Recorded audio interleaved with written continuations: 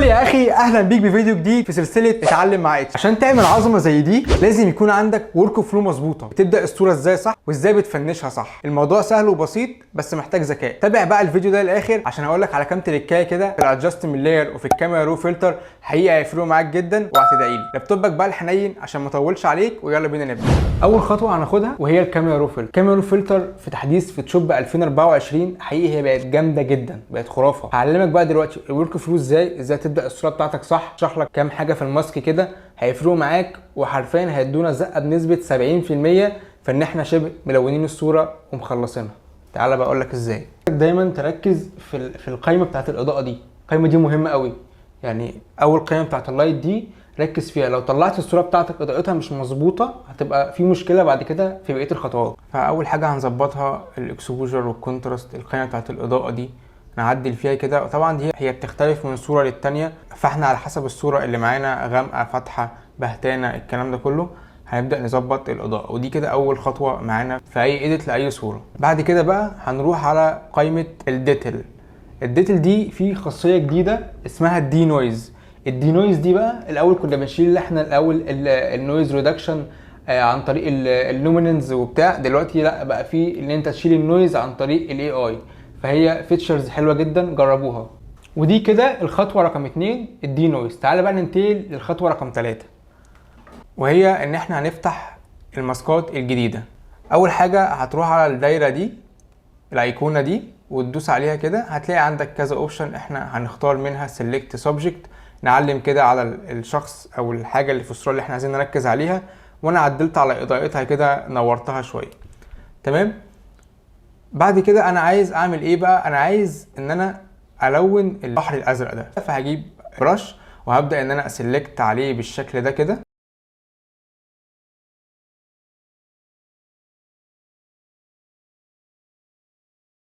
بعد كده اجي عند الكالر بالانس وابدا ان انا اشتغل على لونه بحيث ان انا اخليه لونه ازرق. اديته كونتراست عشان يبقى لونه زاهي اكتر.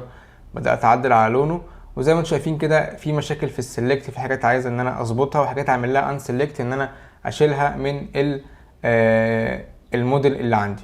فبدوس على كلمه الت او اوبشن في ماك وانا بشيل الان سلكت بتاعي بالشكل ده كده. بعد كده من اماونت دي انا بقدر ان انا ازود الاوبستي بتاع درجه الحاجه اللي انا عملتها، او انا مثلا عايز اخففها عايز اتقلها. في الاماونت دي ببقى براحتي في الموضوع ده.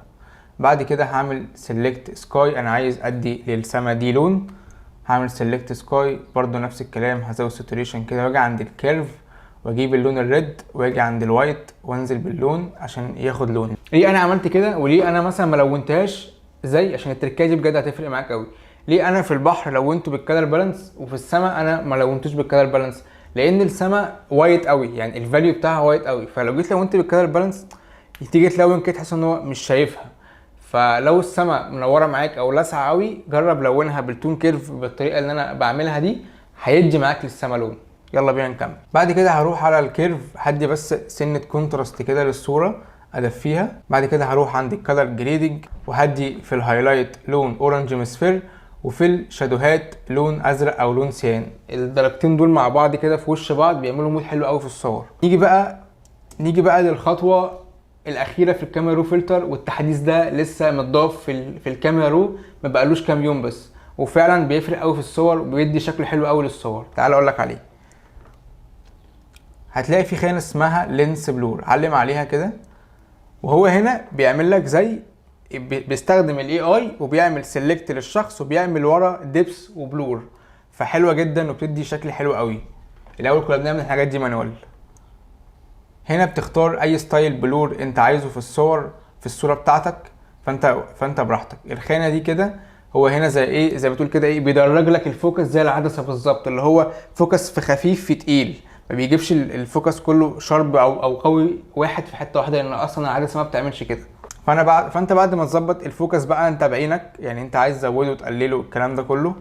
وهنا الايقونه دي بيعلم لك الفوكس فين والاوت فوكس فين، او الفوكس فين واللي انت عامله بلور فين. بجد انا شايفها حلوه جدا اصلا. تعالى بقى نكمل ازاي التلوين بتاعنا في الفوتوشوب. هنا بقى انا اول خطوه عايز اخدها، انا عايز اغير السما دي. في قائمه اديت هنختار سكاي ريبليسمنت. اقعد بقى انت ايه يعني على حسب مود الصوره، على حسب الصوره ماشيه معاها مود ايه، اقعد اغير كده في السما، اجرب. انا قعدت اجرب كذا حاجه بصراحه لحد ما لقيت ان السما اللي انا هختارها دي هي انسب واحده فيهم ولايقه مع المود. طبعا بعد ما بختار السما انا بعدل عليها من القائمه دي، عايز اكبر السما، عايز اصغرها، الكلام ده كله بيكون براحتي. بعد ما بختار السما بقف على اللاير بتاع السما وبعمل بلور، وبختار حاجه اسمها لينس بلور عشان اعمل بلور للسما عشان تبقى ماشيه مع مود الصوره. وعلى فكره احنا كنا ممكن كمان نعكس الموضوع ده وما اعملش لينس بلور من الاول خالص، وكنت فتحت الكاميرا رو فلتر وبعد كده بعد ما اركب السما ادمجها وادخل على اللينس بلور الجديد ده واعمل كل مره واحده. بس انا هنا قسمتها على خطوتين، انت ممكن تعمل ده في خطوه واحده. تفتح اللينس بلور وتعمل الراديوس ده بقى على حسب البلور اوريدي اللي موجود في الصوره، 40 50 60. انا هنا عملته 56. وهنا ببدا ان انا اقلل الاوبستي شويه بتاع السما بحيث ان هو ما يبقاش قوي، ما يبقاش شاذ، عشان خاطر ما يبانش ان هو فيك. بعد ما عملت الخطوه دي محتاج بقى ان انا اعمل ايه؟ محتاج ان انا ادمج المود بتاع السما مع مود الخلفيه عشان يبقى الاتنين ماتشنج مع بعض، لان السما فيها سيكونس غروب شويه. فهفتح قائمه الادجستمنت لاير وهجيب الفوتو فلتر وادوس على المربع ده واختار منها اللون بتاع السما اللي انتوا شايفينه ده كده، وادوس اوكي. كده بيعمل لي ماتشنج في الالوان. بعد كده هروح على الادجستمنت لاير تاني واجيب الهي ساتوريشن، ومش هعمل فيها اي حاجه، هعملها سوفت لايت بس. ده بيدي كونتراست كده شكله شيك وحلو. هقلل بس الاوبست بتاعه، وطبعا ما انساش ان انا اعمله سوفت لايت واقلل الاوبست بتاعه. بعد كده هروح على الكالر لوك اب. الكالر لوك اب مليانه فلاتر جاهزه موجوده اوريدي ديفولت في الفوتوشوب. هختار الفلتر ده، بعد كده هقلل الاوبست بتاعه. تمام، بيعمل لي مود كده حلو قوي في الصوره وبيديني فيد في البلاك. بعد كده هعمل ميرج وافتح الكاميرا رو فلتر، هقلل الكلاريتي تديني زي سوفتنينج للصوره. بعد كده هزود الجرين، بحب ادي جرين في الصور. وهاجي عند السلايدر بتاع الفينتج ده كده واعمل زي حواف للصوره كده بحيث ان الفوكس كله يبقى واقع في نص الصوره على الموديل نفسها، وادوس اوكي. ده بيفور وده افتر المرحله اللي هي بتاعه الفينش بتاع الفوتوشوب. بس كده زي ما انتوا شفتوا كده الموضوع كله هو خطوات. احنا اخدنا اول خطوه ظبطنا الاضاءه، تاني خطوه ظبطنا الدي نويز، عالجنا النويز لان اي صوره رو لازم يكون فيها نويز فلازم نعالجه. بعد كده اشتغلنا على الماسكات، ودي شايفها ان هي ميزه قويه جدا شركه ادوبي ضافتها، ان انا بدات ان انا اتحكم في كل حاجه في الصوره بشكل ملحوظ وبشكل فارق جدا في الصوره بتاعتي. بعد كده بدأنا ان احنا نلعب في الكالر جريدنج، حطينا لون في الهايلايت ولون في الشادو، عمل لنا مود في الصوره. فخطوات مهمه قوي ان انت تمشيها بالترتيب كده هتفرق جدا في شكل الصوره بتاعتك.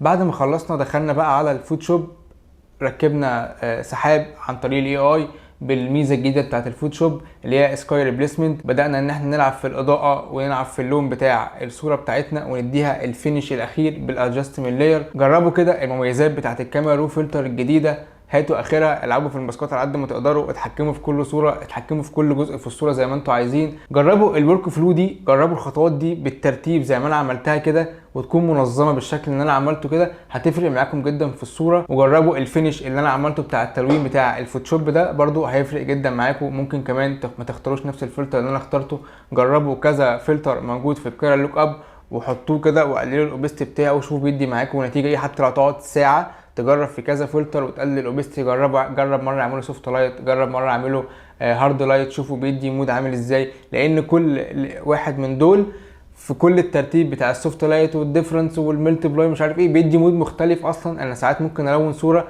ب4 5 كده لوك اب بمود لاير مختلف. عشان تبقى صايع تلوين، عشان تبقى محترف تلوين، محتاج تقعد تجرب، محتاج تاخد من وقتك كده. اللي هو انا همسك اللاير ده مثلا اعمله مره سوفت لايت، يعني مثلا الفوتو فلتر اللي انا عملته ده، ما انا ممكن اعمله ملتيبلاي، ما انا ممكن اعمله مش عارف ليرنال لايت، ما انا ممكن مش عارف ايه. في كل حاجه من دول حرفيا هو بيوديك في سكه تانية خالص. فانت عشان تبقى محترف تلوين محتاج تتعلم ان انت تكون شخص منظم، عارف هتبتدي ازاي الصوره بتاعتك، فانت بقيت عارف هتنظم نفسك ازاي. وسط التنظيم ده محتاج تلعب في النص كده وترتجل في النص بشويه ارتجال عشان تطلع الواي بتاعتك، عشان تطلع روحك انت في الصوره. بس كده ده كان الفيديو. لو وصلت لاخر الفيديو بحبك في الله حقيقي، وان شاء الله الفيديو يكون عجبكم، واكتبوا لي في الكومنتات عايزين الفيديو الجاي عن ايه وان شاء الله هنزل لكم.